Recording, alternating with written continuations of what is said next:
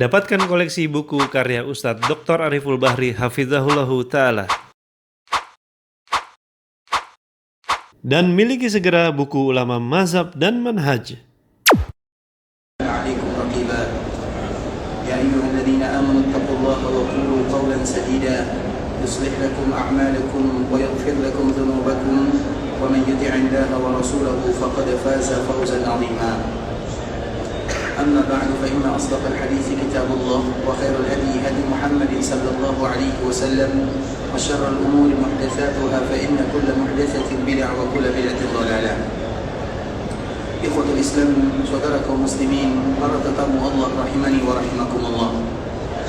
Alhamdulillah, Allah Subhanahu wa taala kembali memberikan kepada kita kesehatan, kesempatan, dan itu merupakan di antara nikmat yang selalu kita meminta kepada Allah Subhanahu wa taala siang dan malam. Sehingga di antara salah satu doa yang diajarkan oleh Rasulullah sallallahu alaihi wasallam kepada hambanya, Allahumma inni as'aluka al-'afwa wal-'afiyah. Kalimat ini merupakan kalimat yang mesti diucapkan oleh kaum muslimin siang dan malam, pagi dan sore. Allahumma inni as'aluka al-'afwa wal-'afiyah. Kalau mereka tambah Allahumma inni as'aluka al-'afwa wal-'afiyata wal-mu'afah. Karena di dalam kalimat ini merupakan kalimat yang paling agung. Ketika paman Nabi SAW yang bernama Al-Abbas mengatakan, "Ya Rasulullah, ajarkan kepadaku sebuah doa yang sangat indah mencakup semuanya." Maka apa kata Nabi SAW? Salillah al-afiyah. Mintalah kepada Allah al-afiyah.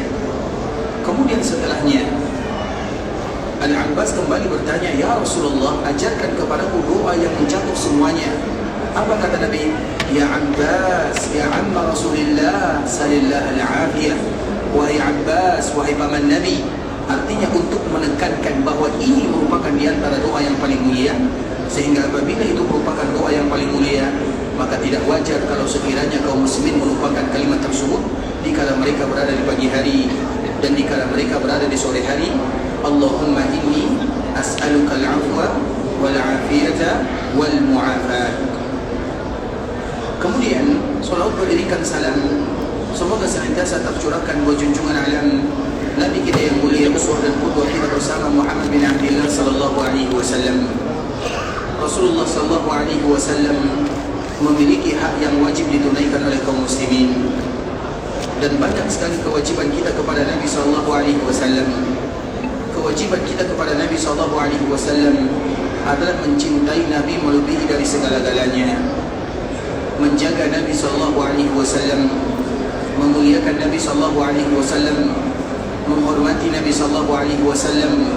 Itu semua merupakan di antara kewajiban kita sebagai umat Nabi. Dan kita selalu menceritakan ikhwatul Islam, semoga ini memberikan manfaat kepada kita bersama. Ketika terjadi perang Badar pada tahun kedua Hijriah, maka ada dua orang anak kecil atau dua orang pemuda yang ikut bersama rombongan Nabi. Mereka berdiri di samping Abdurrahman bin Auf. Jadi ketika kaum muslimin mereka sedang berbaris, Abdurrahman bin Auf, kemudian ada dua orang remaja di samping kanan dan kirinya. Kemudian yang satu mengatakan, "Ya Am, wahai pamanku." Karena biasanya kalau kita memanggil orang yang lebih dewasa, kita panggil dengan paman, "Ya Am." Misalnya dalam bahasa Arab, "Ya Ammi."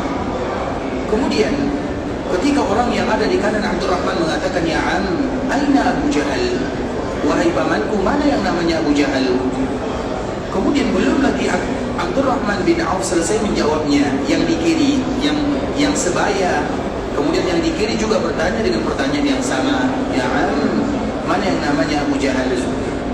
Maka Abdurrahman ini merasa heran, kenapa akan bertanya tentang Abu Jahal? Karena dua orang pemuda ini bukan pemuda remaja, artinya mereka belum 20-an umurnya. Ketika dua orang remaja ini bertanya kepada Abdurrahman bin Auf, karena dua orang ini berasal dari Madinah, dan orang Madinah tidak tahu menahu tentang yang namanya Abu Jahal.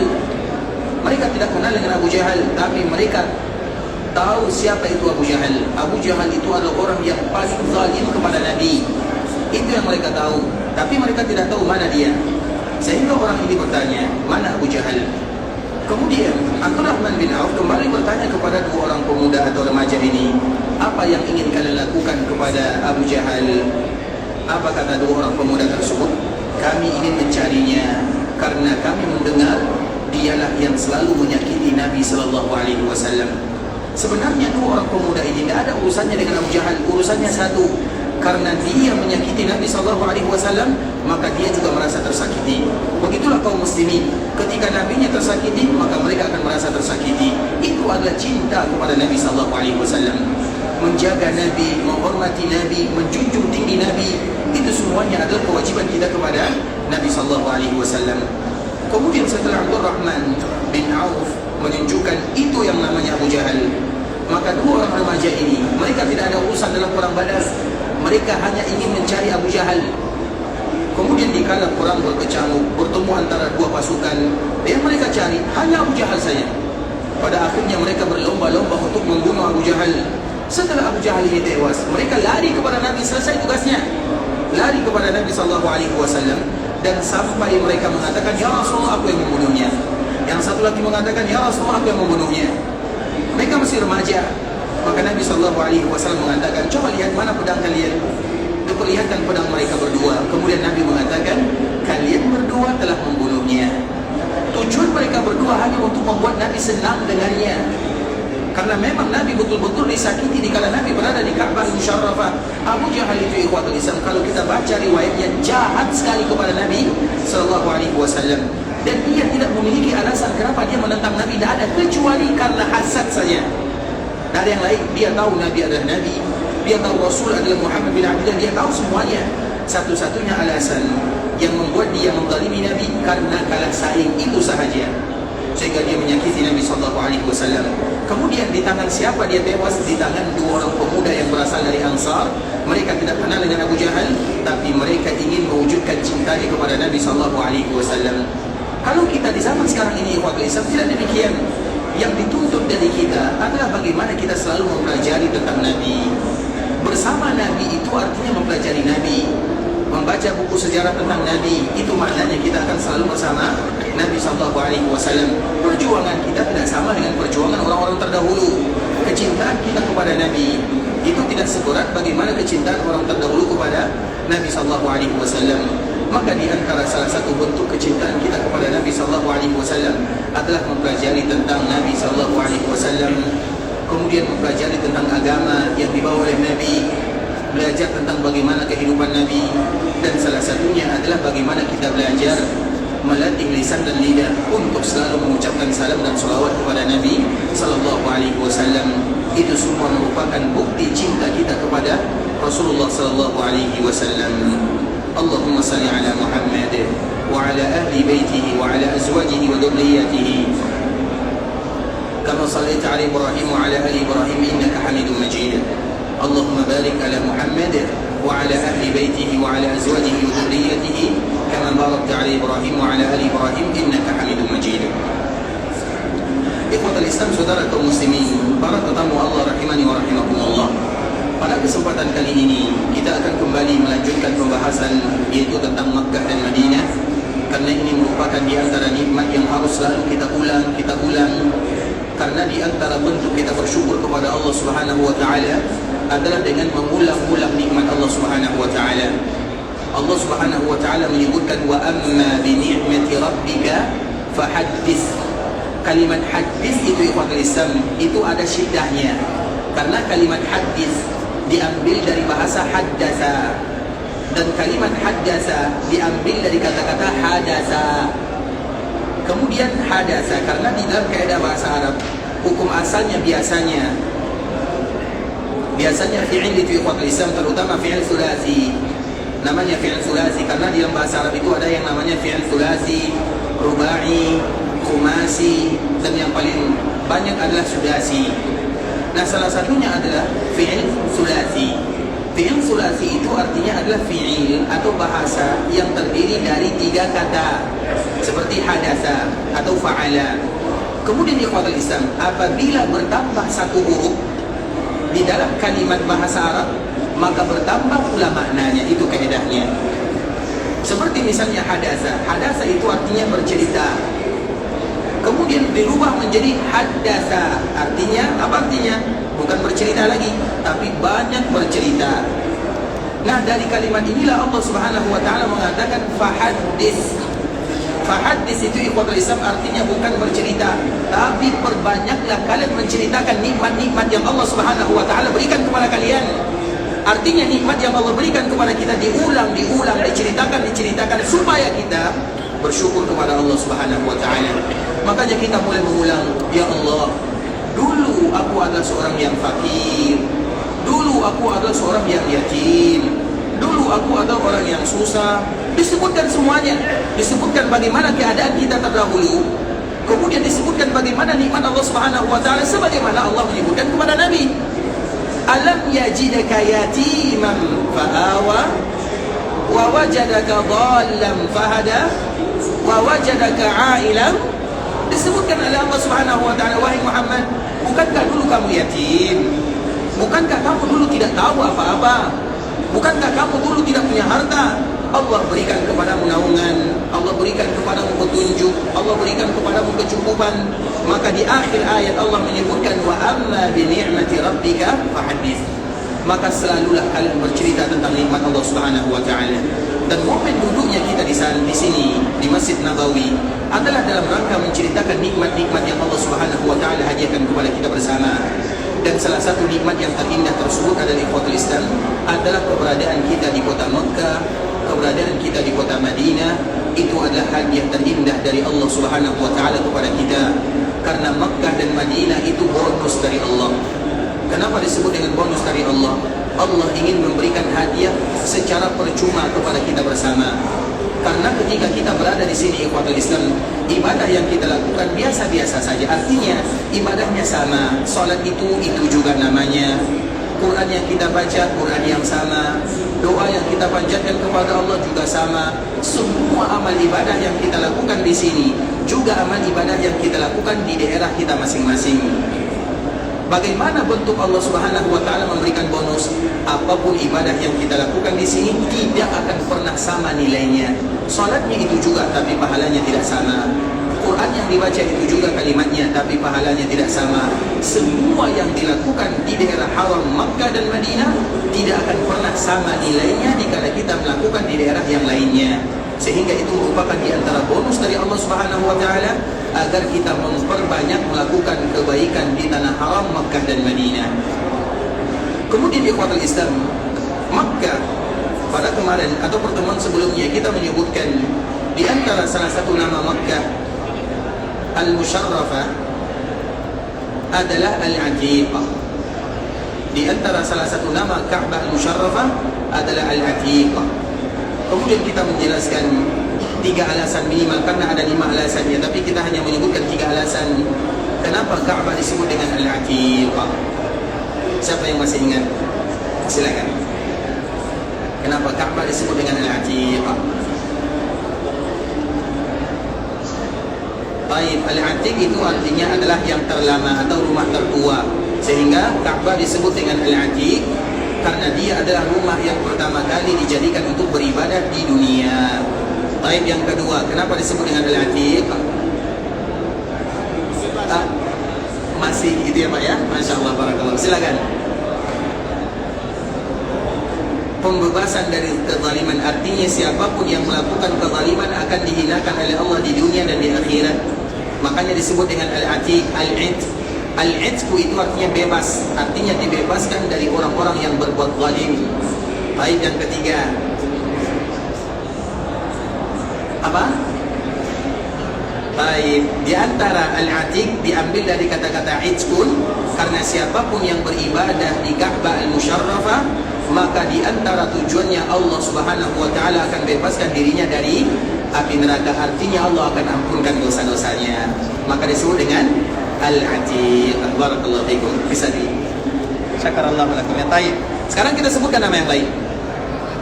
Di antara nama lain ikhwatul Islam karena Ka'bah itu sendiri. Ka'bah itu sendiri. Kita selalu menyebutkan Ka'bah itu diambil dari kata-kata muka'ab. Ka'bah itu dinamakan dengan Ka'bah dari 2 sisi. Dari segi bahasa diambil dari kata-kata muka'ab sesuai dengan bentuknya. Karena Ka'bah itu, muka'ab itu bahasa Arab adalah sesuatu yang berbentuk persegi seperti kotak-kotak. Makanya disebut dengan Ka'bah. Itu dari segi bahasa. Sedangkan dari segi istilah, Ka'bah disebut dengan Ka'bah itu adalah bentuk sebuah kemuliaan, simbol kejayaan dan simbol kemuliaan. Artinya siapapun yang datang dan diberikan rezeki oleh Allah Subhanahu wa taala, maka seolah-olah Allah telah memberikan kemuliaan kepadanya, tinggal bagaimana kita menjaga kemuliaan tersebut. Kemudian ikhwatul Islam, di antara salah satu nama Ka'bah al-Musharrafah adalah Al-Baitul Ma'mur. Karena Ka'bah itu ikhwatul Islam harus kita tahu, Ka'bah itu ada berapa jumlahnya? Ka'bah itu berapa jumlahnya? Berapa? Berapa jumlahnya? Dua, di mana? Satu di bumi, satu di langit. Yang di langit di mana? Di mana? Lupa ya? Nanti ingat lagi ya. Insyaallah barakallahu fiik. Kalau bisa dihafalkan lagi, masyaallah, syakarallahu lakum ya. Jadi Ka'bah itu ikhwatul Islam, Ka'bah itu ada dua. Sama-sama disebut dengan Ka'bah. Yang pertama Ka'bah di bumi, yang kedua Ka'bah di langit. Sama-sama Ka'bah namanya, betul-betul disebut dengan Ka'bah. Artinya di bumi ada Ka'bah, di langit juga ada Ka'bah. Dan Ka'bah di langit itu namanya ada Al-Baitul Ma'mur. Sebagaimana di bumi juga disebut dengan Al-Baitul Ma'mur. Kenapa disebut dengan Al-Baitul Ma'mur? Al-Bait apa arti Al-Bait? Rumah Al-Ma'mur apa arti rumah Al-Ma'mur? Ma'mur. Bahasa kita Ma'mur. Apa arti Ma'mur? Makmur, banyak ya, banyak artinya dimakmur, masjid dimakmurkan, makmur. Artinya diramaikan. Artinya masjid atau daerah yang ramai.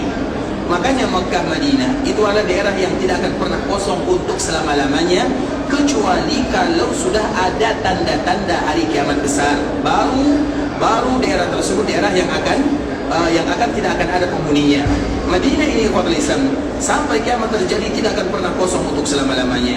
Makkah Al-Mukarramah sampai Ka'bah itu hilang. Ka'bah itu nanti di akhir zaman akan hilang, dirobohkan. Dan kalau Ka'bah sudah dirobohkan, maka itu ada tanda hari kiamat. Sebelum itu terjadi ikhwatul Islam, maka dia akan selalu ramai. Maka disebut dengan Al-Baitul Ma'mur, yaitu yang meramaikan.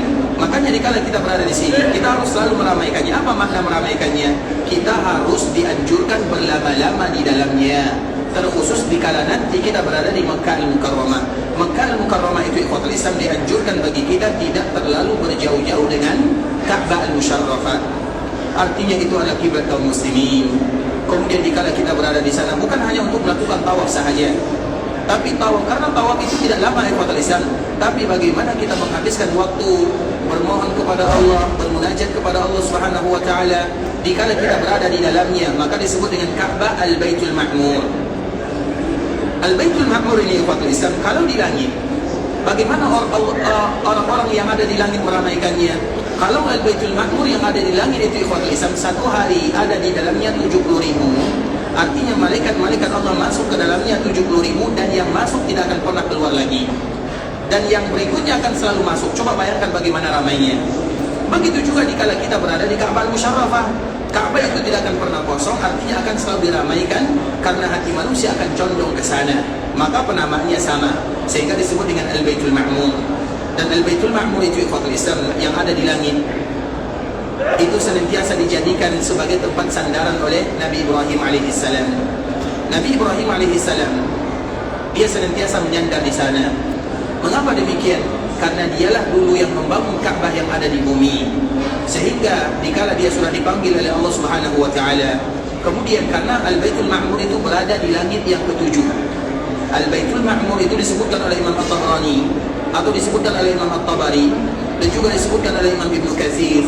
Al-Baitul Ma'mur itu berada di langit yang ketujuh. Kalau seandainya dia jatuh, maka pas jatuhnya berada di atas Ka'bah Al-Musharrafah, betul-betul sejajar.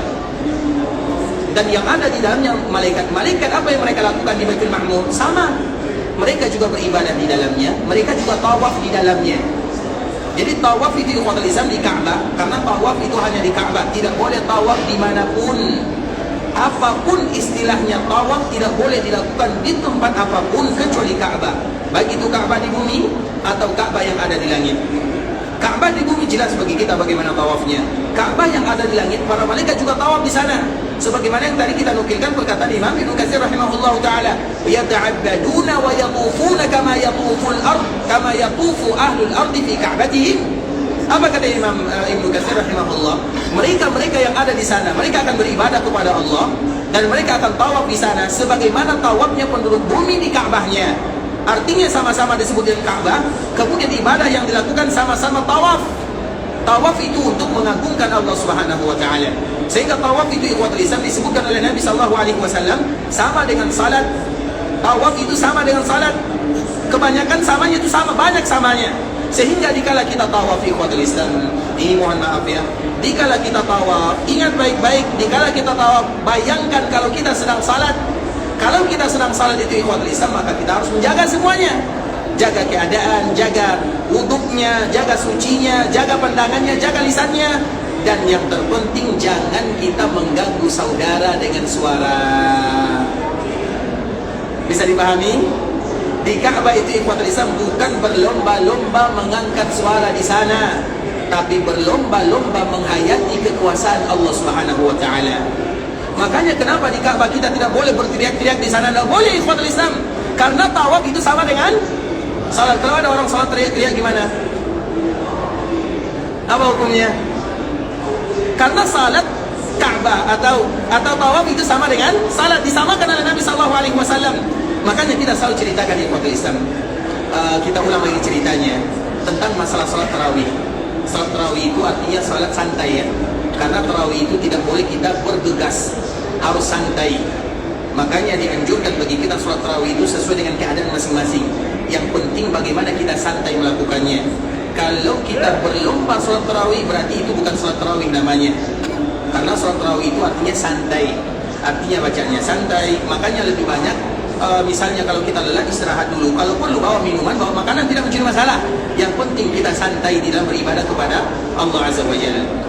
Nah dulu ikhwatul Islam, Nabi melakukan salat tarawih disebutkan oleh Bunda Aisyah tidak lebih daripada 11 atau 13. Dari sinilah para ulama memberikan pandangan yang berbeza.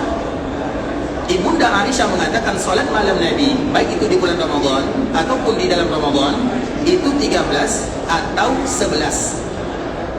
Sebagian para ulama mengatakan berarti kalau Nabi salat malamnya 11 atau 13, maka dianjurkan bagi kita tidak melakukan salat lebih daripada 11 atau 13.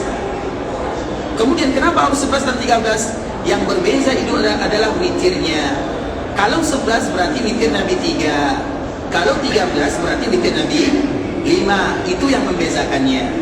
Makanya pandangan para ulama yang pertama, tidak boleh salat malam lebih daripada 11 atau 13. Itu pandangan yang pertama. Yang kedua mengatakan, Ibunda Aisyah mengatakan 11 atau 13. Kalimat atau ini berarti bebas, diperbolehkan bagi kita menambahnya. Nabi sengaja melebihkan salat dari 11 menjadi 13, seolah-olah Nabi memberikan izin kepada kaum muslimin, kalau seandainya kalian ingin menambah salat malam dengan jumlah yang lebih banyak, silakan. Bisa dipahami? Paham atau tidak sampai di sini? Artinya ikhwatul Islam diberikan kebebasan kepada kaum muslimin. Mau mereka salat malam misalnya, terutama salat tarawih 20 rakaat. Biasanya kita permasalahkan antara 8 atau 11 dengan 20 kan? Tapi jarang di antara kita yang mempermasalahkan antara 11 dengan 36. Ada yang salat malam 36 atau 40 atau 100. Biasanya kita hanya memasalahkan antara 11 dengan 20 sahaja, 21 antara 11, tapi masih banyak yang lain. Artinya ikhwatul Islam silakan bebas, tidak menjadi masalah.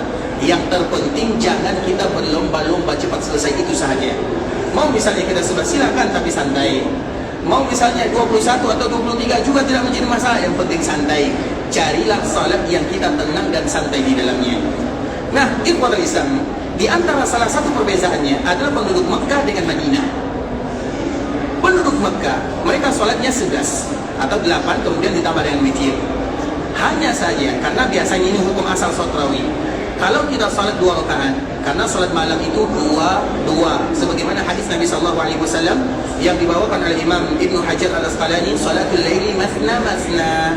Salat malam itu 2 rakaat. Begitu juga dalam riwayat tambahan, begitu juga dengan salat siang 2. Jadi hukum asal salat sunat itu harus 2 salam. Nah, di antara salah satu cara salat tarawih di Mekah, mereka 2 rakaat salam, kemudian 2 rakaat salam, kemudian mereka santai sesantai-santainya. Ada yang baca Quran. Nah, yang lain mereka tawaf. Ketika mereka tawaf ikhwatul Islam, berarti kalau mereka tawaf seolah-olah mereka sedang salat. Karena tawaf itu sama dengan salat. Sehingga kita yang datang ke Ka'bah Al-Musyarrafah, misalnya nanti besok kita pergi ke Ka'bah, kemudian sampai di Ka'bah, kita tidak dibolehkan atau tidak melakukan salat tahiyat di sana kalau kita ingin tawaf. Kalau kita ingin tawaf ikhwatul Islam, maka kita tidak salat. Kenapa? Karena tawaf itulah salatnya.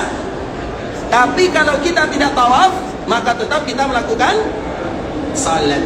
Bisa dipahami? Kalau kita tawaf, jangan salat sunat. Tapi kalau kita tidak tawaf, maka lakukanlah salat sunat, terutama tahiyat. Kenapa demikian? Karena kalau kita tawaf, itulah ganti daripada salat. Maknanya tawaf itu sama dengan salat. Kemudian di ikhwatul Islam, dikala orang-orang Mekah salatnya 8 rakaat atau 11 rakaat, tapi di sela-sela mereka menunggu waktu, karena ada jedahnya 4 rakaat mereka santai, mereka tawaf. Orang Madinah, kalau salat mereka 8 rakaat atau 11 rakaat, kemudian di sela-sela santainya apa yang mereka lakukan? Tidak ada. Maka mereka dikalahkan oleh orang-orang Mekah. Orang Mekah dikala santai dilakukan tawaf, dan tawaf itu bagian daripada salat. Maka semenjak itu ikhwatul Islam, orang-orang Madinah menambah jumlah rakaatnya. Bisa dipahami? Orang-orang Mekah menambah jumlah rakaatnya dengan tawaf, orang-orang Madinah menambah jumlah rakaatnya dengan salat. Makanya dulu, kalau dulu ya, agar kita tahu ternyata perbezaan itu biasa, perbezaan yang semuanya diizinkan dalam agama.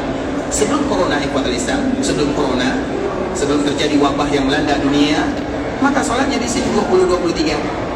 Tapi setelah corona, berapa salat di sini, salat Ramadan? Siapa yang kemarin umrah di bulan Ramadan?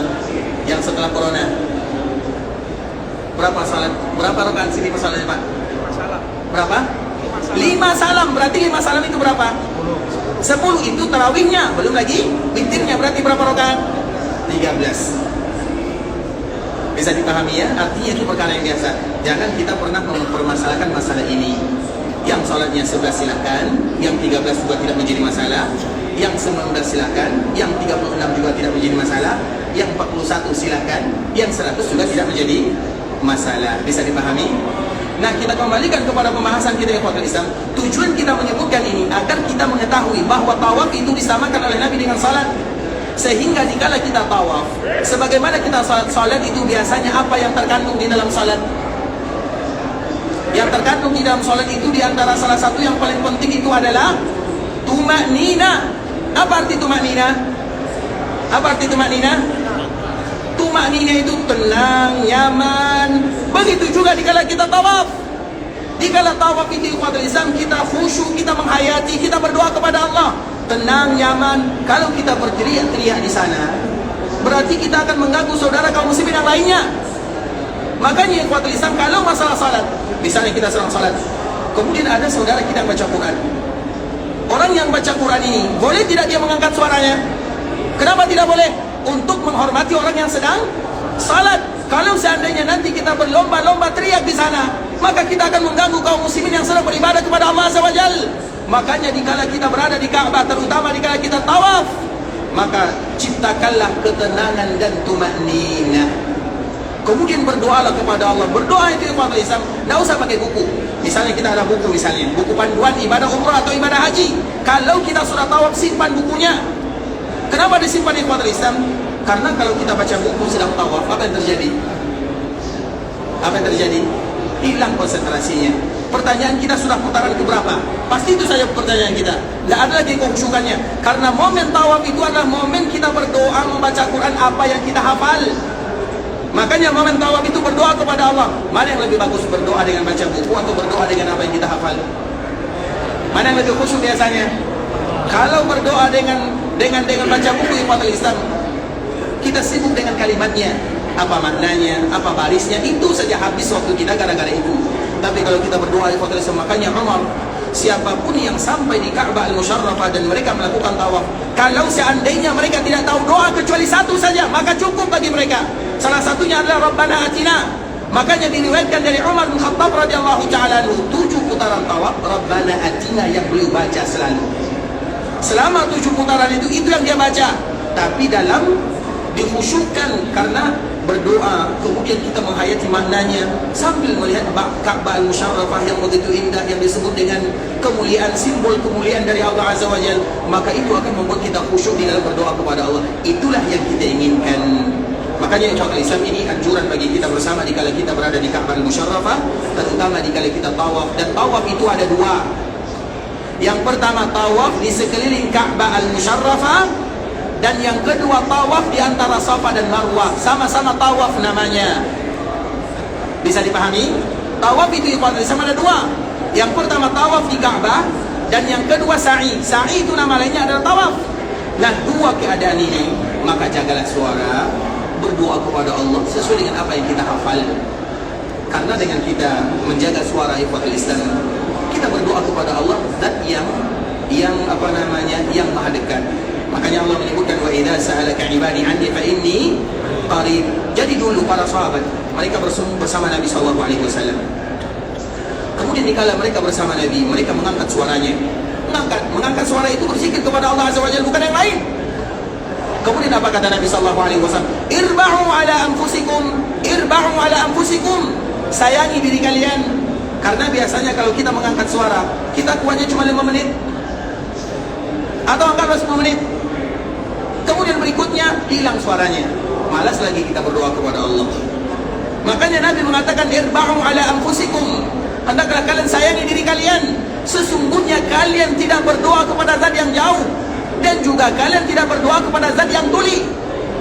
Kata Nabi SAW kepada para sahabatnya, kalian tidak berdoa kepada zat yang jauh, dan juga tidak berdoa kepada zat yang tuli. Innakum tad'una sami'an qariba. Kalian berdoa kepada zat yang maha mendengar dan yang maha mengetahui, maha dekat. Allah Subhanahu wa ta'ala mengetahui ikhwatul Islam. Bahkan bisikan hati kita Allah tahu semuanya. Makanya pernah ada suatu kejadian ikhwatul Islam. Kejadian ini diabadikan oleh Allah di Al-Quran. Kejadian seorang wanita yang mengadu kepada Nabi tentang suaminya. Jadi ada seorang wanita datang kepada Nabi. Ini terjadi di rumah Aisyah di samping Masjid Nabawi. Jadi wanita ini ikhwatul Islam datang kepada Nabi, kemudian mengadukan tentang suaminya. Ya Rasulullah, suami saya itu melakukan zihar. Kita tahu zihar? Zihar itu ikhwatul Islam, ketika seorang laki-laki mengatakan kepada istrinya, kamu seperti ibuku, atau kamu seperti saudariku, itu namanya zihar. Maka itu diharamkan dalam agama, tidak boleh. Tidak boleh menyebutkan kalimat-kalimat seperti ini. Kecuali kalau kita tambahkan misalnya, wahai istriku, sesungguhnya masakanmu sama dengan masakan ibuku misalnya, tidak menjadi masalah. Tapi kalau seandainya kita hapuskan kamu sama dengan ibuku, walaupun tujuan kita lain, samanya itu bisa jadi sama masakannya, kemudian sama cara mensetrikanya misalnya, atau sama dalam keadaan yang lain, itu tidak boleh. Maka disebut dengan zihar. Kemudian ikhwatul Islam, wanita ini datang kepada Nabi dan Nabi bercerita dengannya. Wanita ini mengadukan kepada Nabi, nah Aisyah ada di kamarnya. Aisyah antara mendengar atau tidak samar-samar. Jadi Aisyah itu ada di sampingnya, tapi perkataan Nabi dengan wanita ini Aisyah mendengarnya samar-samar. Agak jelas sedikit, ada sesuatu ada yang tidak jelas, samar-samar lah kalau bahasa kitanya. Kemudian setelah wanita ini ikhwatul Islam pulang, maka setelah wanita ini pulang langsung diturunkan oleh Allah ayat, yang mana ayat itu disebut dengan, atau ayat yang semua kita hafal, qad sami'allahu, apa sambungannya? Qaulal lati tujadilu. Itulah ayatnya. Qad sami'allah. Apa arti qad sami'allah? Sungguh ada kalimat qadnya. Qad sungguh, pasti. Sami'a. Sami'a itu kalau dilakukan fi'il madhi, biasanya fi'il madhi itu untuk takkid, betul-betul ditekankan, betul-betul Allah mendengarnya. Ketika ayat ini turun, apa kata Aisyah? Allahu Akbar. Saya yang ada di samping mereka berdua mendengarnya samar-samar. Allah Subhanahu wa ta'ala yang ada di atas arsy yang mendengarkan dengan jelas. Begitulah Allah Subhanahu wa ta'ala ikhwatul Islam. Allah itu tidak, ya Allah dengan suara yang kuat, kecuali di momen-momen kita mendoakan keburukan untuk musuh baru. Sebagaimana doa Nabi sallallahu alaihi wasallam, sebagaimana Nabi sallallahu alaihi wasallam mengatakan, Allahumma al'an Syaibah bin Rabi'ah wa Utsbah bin Rabi'ah wa Umayyah bin Khalaf. Diangkat oleh Nabi sallallahu alaihi wasallam. Doanya itu baru, tapi dikala kita meminta hajat kepada Allah Azza wa Jalla ikhwatul Islam, terutama dikala kita berada di Ka'bah atau dikala kita berada di Safa dan Marwah, maka ingatlah kita berdoa kepada Zat yang Maha mendengar dan yang Maha dekat dengan hambanya. Bisa dipahami ya? dan di situ adalah momen doa kita dikabulkan oleh Allah Subhanahu wa taala. Maka belajarlah kita berdoa sendiri-sendiri. Mengapa demikian ikhwatul Islam? Karena permintaan kita dengan pembimbing kita tentu tidak sama. Bisa jadi pembimbing kita mengatakan, ya Allah tambahkan istriku, berikan istri kedua, amin, kata kita kan. Kita tidak tahu apa isi doanya. Makanya yang paling mengetahui apa yang kita butuhkan adalah diri kita sendiri, bukan orang lain. Permintaan kita kepada Allah dengan orang lain tidak sama. Yang satu, ya Allah mintakan berikan kesehatan kepadaku karena dia sedang sakit. Yang satu, ya Allah berikan kepadaku anakku pekerjaan karena betul-betul anaknya sedang mencari pekerjaan misalnya. Yang satu meminta keturunan, ya Allah berikan kepadaku keturunan yang saleh yang kau ridai. Tidak sama. Permintaan satu dengan yang lain tidak sama.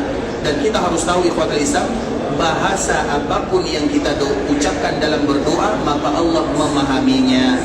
Karena yang menciptakan bahasa itu adalah Allah sendiri. Ketika kita meminta kepada Allah, anggaplah kita tidak tahu, Ustaz, saya ini tidak tahu berdoa, tidak banyak menghafal doa, tidak masalah. Ucapkanlah dengan bahasa-bahasa yang kita hafal, dengan kalimat-kalimat di dalamnya ada kalimat merintih kepada Allah. Ya Allah, aku adalah hamba yang fakir, aku tidak bisa meminta kepadamu dengan bahasa lain, aku hanya bisa bahasa ini. Ya Allah, kabulkan doaku, mudahkan urusanku, berikan kesehatan kepadaku. Itulah yang kita lakukan dikala kita tawaf di Ka'bah Al-Musharrafah, dan itu pula lah yang kita lakukan dikala kita tawaf di antara Safa dan Marwah. Kita tidak boleh mengganggu saudara kita kaum muslimin yang lainnya. Mengapa kita mengatakan demikian di ikhwatul Islam? Ini mohon maaf ya, karena kemarin di musim haji ya, musim haji itu baru kemarin ya, 3 bulan yang lewat atau 4 bulan yang lewat, ada sebagian kaum muslimin yang berasal dari daerah kita, yang dikala mereka berada di Safa, mereka menyanyikan lagu Indonesia Raya. Atau ada yang lainnya, terlalu semangat ya. Tidak boleh ikhwatul Islam. Agungkan rumah Allah Subhanahu wa taala. Ada lagi menyanyi dengan nyanyian yang Allahu Akbar, banyak cerita-cerita yang luar biasa. Maka dari situlah kita mengingatkan kaum muslimin, kita di sini beribadah kepada Allah sebagaimana beribadahnya penduduk langit di Ka'bah yang ada di sana. Karena Ka'bah itu ada 2, Ka'bah yang ada di langit mereka beribadah yata'abbaduna wa yatufun. Mereka beribadah di Ka'bah yang ada di langit sebagaimana mereka juga tawaf. Sebagaimana penduduk bumi kita beribadah dan juga kita tawaf di sana. Artinya ikhwatul Islam, itulah di antara salah satu nama Ka'bah Musharrafah adalah Al-Baitul Ma'mur. Kenapa disebut dengan Al-Baitul Ma'mur? Diambil dari maknanya Al-Ma'mur itu artinya bagaimana kita memakmurkan rumah Allah Subhanahu wa taala. Baik itu dikala kita berada di Madinah ataupun dikala kita berada di Makkah Al-Mukarramah. Makanya masjid yang mulia ini yang disebut dengan Al-Masjidil Haram, yang disebut dengan Masjidil Haram ini ikhwatul Islam adalah masjid yang betul-betul dianjurkan bagi kita bersama memperbanyak waktu di dalamnya. Dan kita selalu menceritakan ikhwatul Islam, apapun kejadiannya, apapun masalah yang kita hadapi, terutama dikala kita berada di sini, karena banyak di antara kita yang datang ke sini tujuannya adalah untuk mengadu, bercerita kepada Allah Subhanahu wa taala. Karena cerita yang sesungguhnya adalah bercerita kepada Sang Pencipta. Kalau kepada Allah kita bercerita, maka Allah akan mendengarkan semua keluh kisah kita, semua keluh kesah kita. Kemudian Allah akan mudah mengabulkannya. Makanya kita bawakan salah satu hadis yang ikhwatul Islam, hadis dari sahabat Abu Umamah Al-Bahili. Abu Umamah ini adalah salah seorang sahabat Nabi, dan para sahabat ikhwatul Islam sama permasalahannya. Karena yang namanya manusia permasalahannya itu juga. Yang namanya manusia mulai dari zaman sahabat Nabi sampai di zaman kita masalahnya tidak jauh berbeza. Apa masalah yang beliau hadapi? Adalah masalah hutang. Apa masalah yang beliau hadapi? Adalah masalah tidak tenang. Artinya ada masalah. Karena kalau ada masalah itu ikhwatul Islam, kita tidak akan dibuat tenang dengannya. Hammun wa humumun, yaitu sesuatu yang membuat kita gundah gelana, membuat kita seolah-olah tidak ada tempat mengadu putus asa kepada Allah Subhanahu wa taala. Itulah yang dirasakan oleh sahabat Abu Umamah. Maka apa yang berlaku ikhwatul Islam? Sahabat ini dikala dia menghadapi masalah yang berat dalam kehidupannya, dan di antara masalah beratnya adalah hutangnya. Di dalam sebuah riwayat disebutkan ikhwatul Islam, hutangnya bukan sedikit. Dan berhutang itu ikhwatul Islam, Nabi SAW juga berhutang. Berhutang itu ikhwatul Islam menunjukkan bagaimana muamalah kita dengan saudara. Tapi kalau seandainya kita tepat janji dengan hutang tersebut, makanya orang berhutang dan orang yang memberikan piutang adalah orang yang paling mulia, bahkan itu lebih mulia daripada bersedekah. Orang bersedekah ikhwatul Islam, misalnya ada duitnya 100 real, dia bersedekah, tenang, selesai, nggak ada urusannya. Tapi coba ada kawannya, pinjamkan aku 100 real, apa yang akan mereka alami? Pusing, sakit kepala, kira-kira kapan dia akan bayar. Makanya kalau kita ada rezeki, kalau ada orang yang ingin minta hutang, minta dihutang atau minta hutang, daripada kita pusing, sedekahkan saja. Kalau kita sanggup, bisa dipahami, nominalnya sama. Misalnya kita diberikan rezeki oleh Allah, kemudian ada orang mengatakan kita biasanya bersedekah 1 juta misalnya. Kemudian dikala kita bersedekah 1 juta biasa, hati kita tenang, nyaman, tidak ada masalahnya. Tapi coba ada yang pinjam uang 1 juta, bagaimana keadaan kita? Tidak tenang, kira-kira kapan dia bayar? Karena kata orang, pekerjaan yang paling berat itu adalah nagih hutang. Pekerjaan yang paling berat itu adalah nagih hutang. Supaya kita tidak ada masalah dengan kawan, daripada kita bersedekah, ini saya sedekahkan kepadamu, tidak usah pinjam, ambil saja. Kalau kita sanggup dengannya. Nah, sahabat ini ikhwatul Islam juga punya hutang yang banyak. Nabi juga berhutang. Jadi masalah berhutang itu bukan masalah ikhwatul Islam. Yang masalah itu kalau kita tidak tepat janji dalam memenuhinya. Nabi SAW telah memberikan contoh kepada kita. Makanya Nabi kenapa berhutang? Nabi ingin mengajarkan kepada umatnya berhutang itu bukan sesuatu aib, tapi selama ditepati janjinya. Nabi SAW sampai meninggal ikhwatul Islam, Nabi masih berhutang kepada seorang Yahudi. Berhutang Nabi SAW. Tapi Nabi adalah orang yang paling tepat janjinya. Kemudian ikhwatul Islam, Abu Umamah ini dia punya hutang yang banyak sekali, hutangnya banyak. Kemudian kemana larinya? Apa yang dia lakukan? Dia selalu duduk di dalam Masjid Nabawi. Karena kalau kita ada masalah, baik itu hutang, kesehatan, masalah keluarga, apapun masalahnya, maka jangan lari kemana-mana, larilah ke dalam rumah Allah Subhanahu Wa Taala. Maka Abu Umamah ini dia lari ke dalam rumah Allah, duduk di sana, sampai suatu ketika dilihat oleh baginda Muhammad bin Abdullah sallallahu alaihi wasallam. Maka Nabi pun mulai bertanya kepada sahabat ini, karena Nabi selalu melihatnya. Kemudian apa kata Nabi? Aku melihatmu selalu duduk di dalam Masjid Nabawi fi ghairi waktu salat, yang mana waktu ini bukan waktu salat. Karena memang Masjid Nabawi ini bukan hanya dijadikan untuk salat sahaja, bukan. Masjid Nabawi dijadikan untuk kita curhat, kita duduk, kita bersimpuh di hadapan Allah Azza wa Jal, menghabiskan waktu berlama-lama di dalamnya. Itulah tujuan dibangun Masjid Nabawi. Ussisa lit taqwa, la masjidun ussisa 'ala taqwa. Masjid yang fondasinya iman dan takwa. Semua yang bisa mengarahkan kepada keimanan dan ketakwaan, itu yang kita lakukan di dalamnya. Kemudian ikhwatul Islam, setelah Nabi bertanya, aku melihatmu duduk di sini. Kemudian apa kata Abu Umamah? Iya ya Rasulullah, humumun wa kabatni, masalah yang begitu banyak yang aku hadapi ya Rasulullah, wa duyunun, begitu juga dengan hutang yang tidak sedikit. Kemudian di saat itulah Nabi mengajarkan, wahai sahabatku, maukah aku ajarkan kepadamu sebuah kalimat yang apabila kau baca, maka Allah akan menghilangkan setiap masalah. Sehingga doa ini merupakan doa agar kita dihilangkan masalah apapun. Kemudian setiap hutang-hutangmu dilunaskan oleh Allah Subhanahu Wa Taala. Maka tentu jawaban sahabat ini, iya ya Rasulullah. Maka di saat itulah Nabi mengatakan, katakanlah, idza asbahta wa idza amsayta, apabila kamu berada di pagi hari dan apabila kamu berada di sore hari, ucapkan kalimat ini, Allahumma inni a'udzu bika minal hammi wal hazan wa a'udzu bika minal ajzi wal kasal wa a'udzu bika minal jubni wal bukhl wa a'udzu bika min ghalabati ad-dain wa qahri ar-rijal. Kalimat yang semestinya harus dihafal oleh kaum muslimin. Karena siapapun di antara kita ikhwatul Islam pasti banyak masalahnya. Tinggal bagaimana cara penyelesaian masalah. Dan di antara penyelesaian masalah adalah dengan doa. Dan doa yang diajarkan oleh baginda Nabi yang mulia Muhammad bin Abdullah sallallahu alaihi wasallam. Allahumma inni a'udzu bika minal hammi wal hazan. Ya Allah, sesungguhnya aku berlindung kepadamu dari setiap masalah, dari setiap kesedihan. Karena kalau kita sudah ada masalah, kita akan sedih.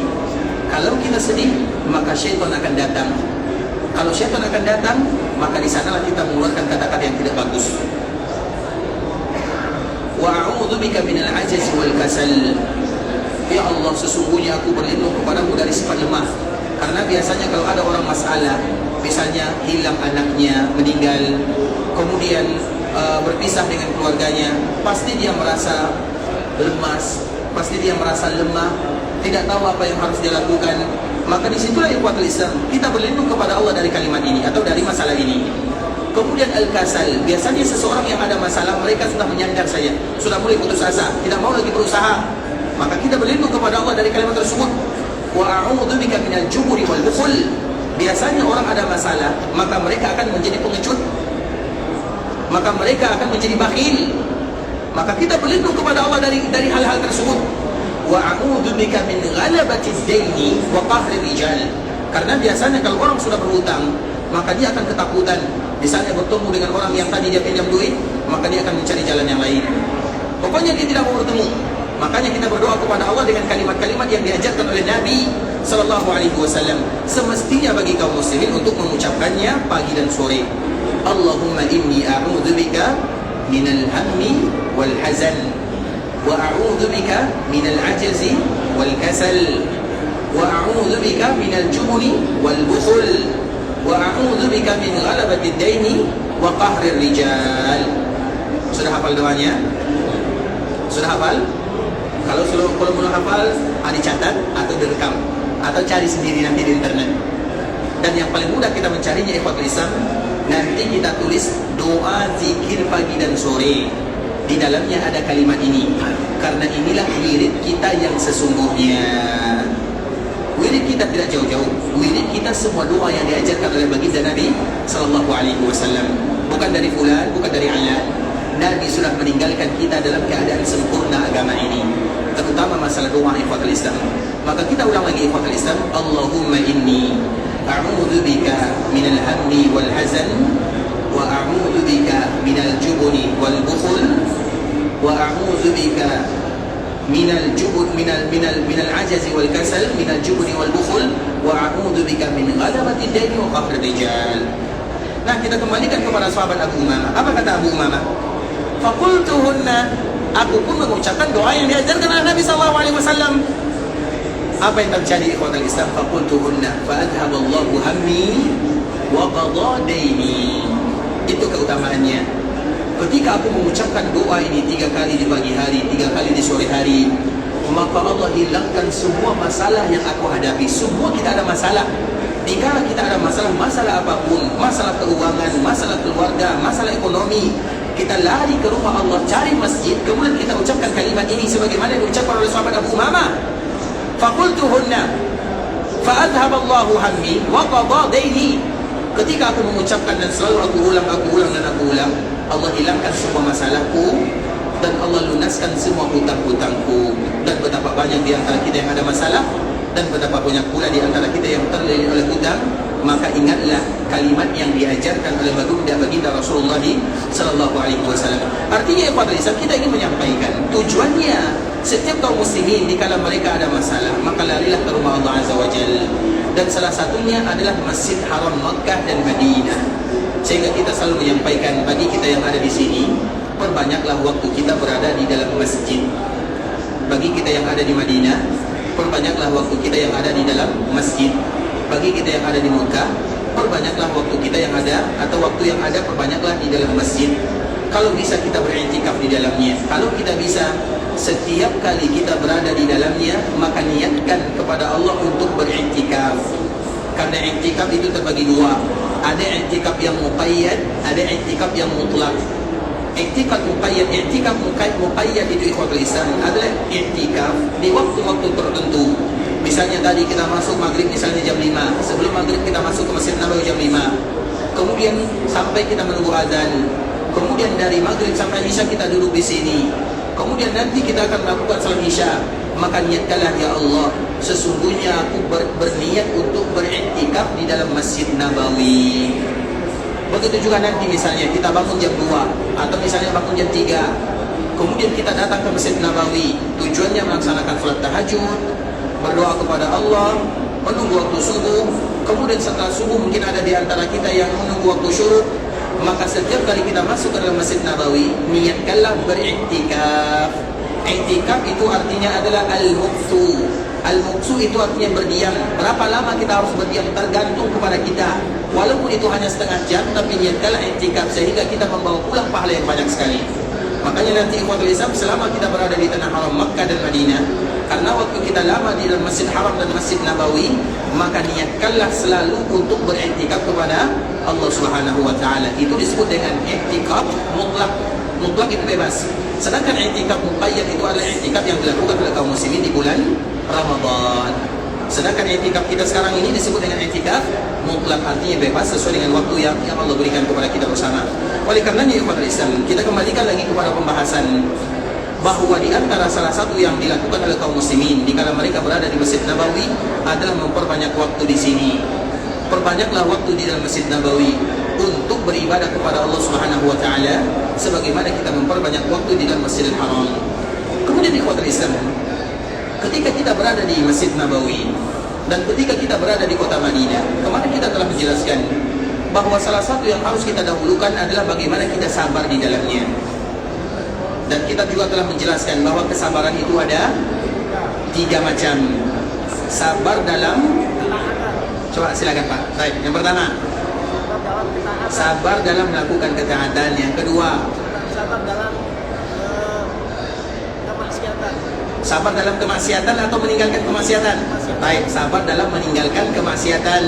Yang ketiga, Sabar dalam ketentuan Allah. sabar dalam menghadapi ketentuan Allah. Mana yang paling berat di antara sabar ini? Yang nomor 3, sabar di dalam menerima ketentuan Allah. Apa alasannya? Kenapa yang ketiga yang paling berat? Kan cuma menerima kan? Menerima takdir Allah kan? Apa beratnya? Dari mana yang paling berat? Yang pertama, kedua atau ketiga? Yang ketiga, apa alasannya?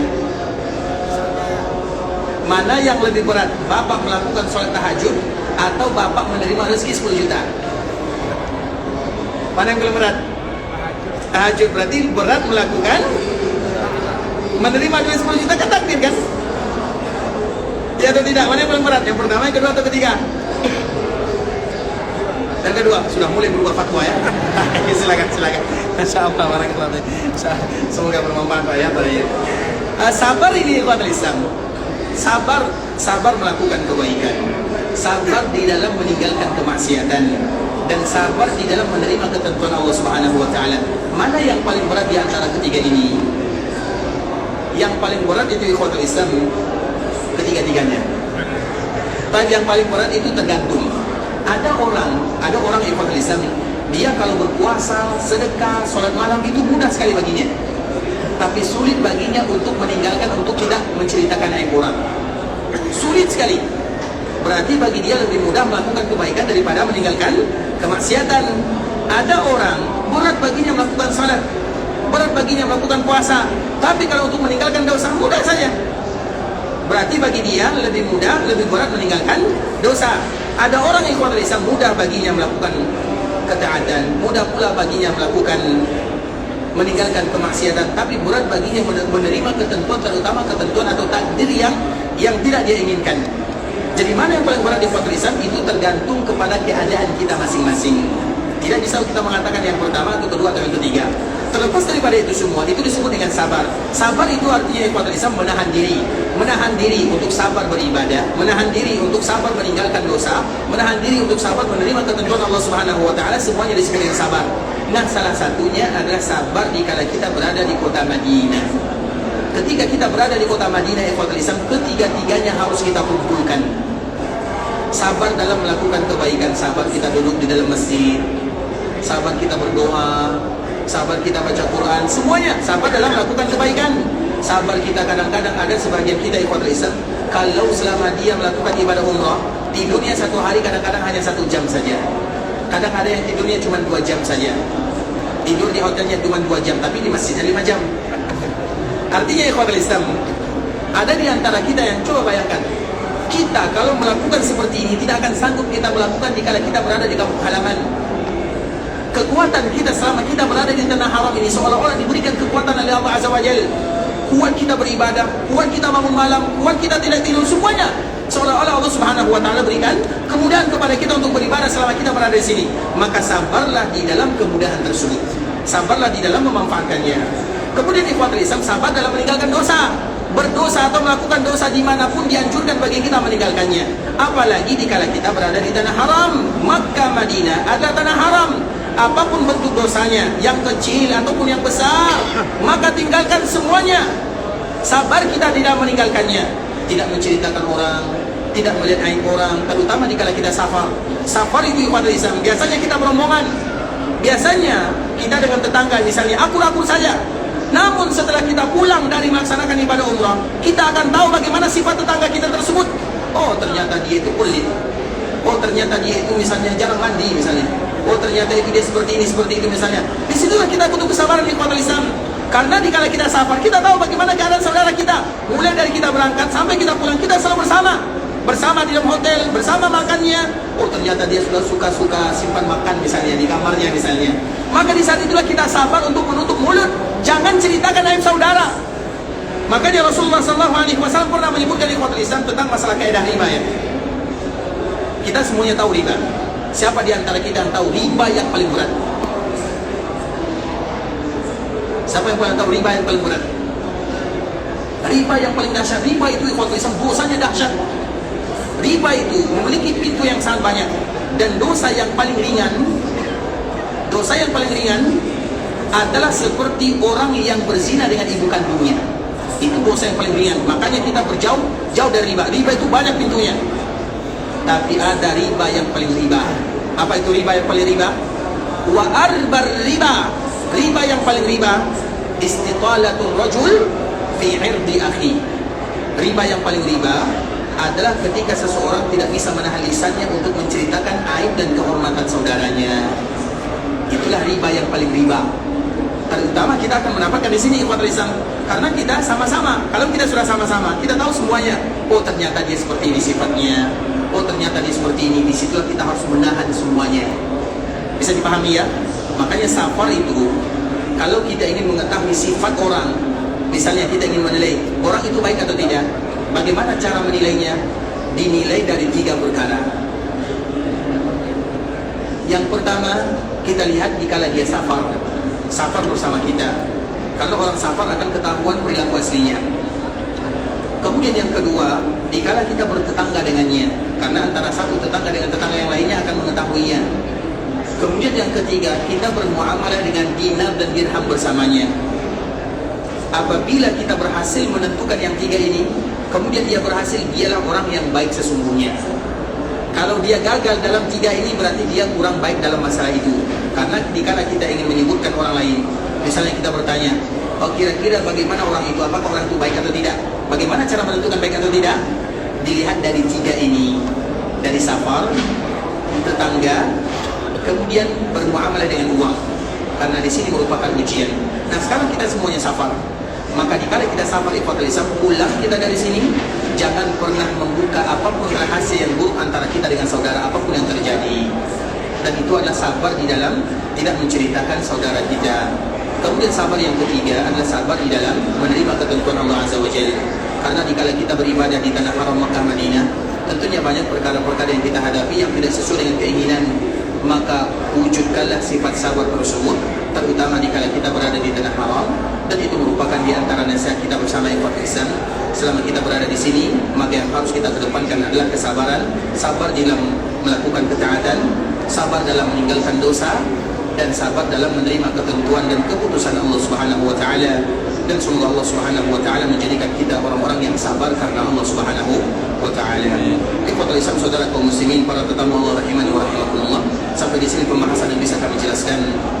Yang benar dari Allah Subhanahu wa taala, yang salah dari diri kami pribadi karena kurangnya ilmu kami, karena kebodohan dan juga karena kejahilan kami.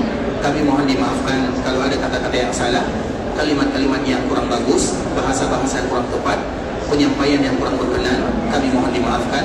Dan semoga keesokan hari kita bisa kembali bertemu di sini untuk melanjutkan pembahasan kita pada kali ini. Namun bagi kita yang ingin melanjutkan perjalanan ke Makkah Al-Mukarramah, kita berdoa kepada Allah Subhanahu wa taala agar agar Allah Subhanahu wa taala menerima semua amal ibadahnya, agar Allah Subhanahu wa taala menerima doa-doanya, agar Allah menjadikan umrahnya umratan mabrurah wa sa'yan mashkura wa dhanban maghfura. Kalau ada di antara kita yang ingin meninggalkan Madinah atau pulang ke kampung halamannya dan ingin pulang ke kampung halamannya, semoga Allah memberikan kemudahan dalam perjalanannya, dilancarkan setiap urusannya, dan kembali kepada keluarganya dalam keadaan sehat walafiat. Dan semoga suatu saat nanti Allah Subhanahu wa taala kembali memberikan kepada kita rezeki untuk selalu bisa datang ke tanah suci. Semoga Allah Subhanahu wa taala memberikan kemudahan dalam setiap urusan kita. Allah memberikan kepada kita kesehatan, Allah berikan kepada kita umur yang panjang dalam ketaatan. Kalau ada di antara kita yang memiliki orang tua, semoga Allah Subhanahu wa taala memberikan kesehatan kepada orang tuanya, dipanjangkan umurnya dalam ketaatan kepada Allah. Kalau ada di antara orang tua kita yang sudah meninggal, semoga Allah ampunkan dosanya dan dijadikan perkuburan mereka taman di antara taman-taman surga. Semoga Allah ampunkan dosa saudara-saudari kita, Allah ampunkan dosa ulama-ulama kita, para pemimpin kita, tetangga kita, orang-orang yang pernah berbuat baik kepada kita dan seluruh kaum muslimin. Semoga Allah Subhanahu wa taala berikan keberkahan dalam kehidupan kita, Allah berikan keberkahan dalam harta kita, Allah berikan keberkahan terhadap anak-anak kita, Allah berikan kemudahan kepada kita untuk menuju surga Allah Subhanahu wa taala. Semoga Allah berikan kepada kita keikhlasan dalam beragama, keikhlasan dalam beribadah. Allah berikan kepada kita istiqamah dalam ketaatan kepada Allah Subhanahu wa taala, dan Allah tutup usia kita dalam keadaan husnul khatimah. Sebagaimana Allah Subhanahu wa taala mengumpulkan kita di kota baginda Rasulullah sallallahu alaihi wasallam, semoga Allah pun kembali mengumpulkan kita di dalam surga untuk selama-lamanya. Amin amin ya rabbal alamin. Kita tutup dengan doa kafaratul majlis. Subhanakallahumma bihamdika asyhadu an la ilaha illa anta astaghfiruka wa atubu ilaik. Wa sallallahu wa sallim ala nabiyyina wa habibina wa khalilina wa sayyidina Muhammadin wa ala alihi wa sahbihi wa sallam tasliman katsira. Assalamualaikum warahmatullahi wabarakatuh.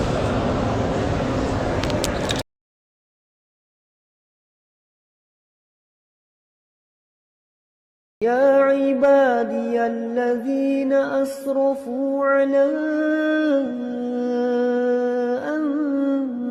أنفسهم لا تقنطوا من رحمة الله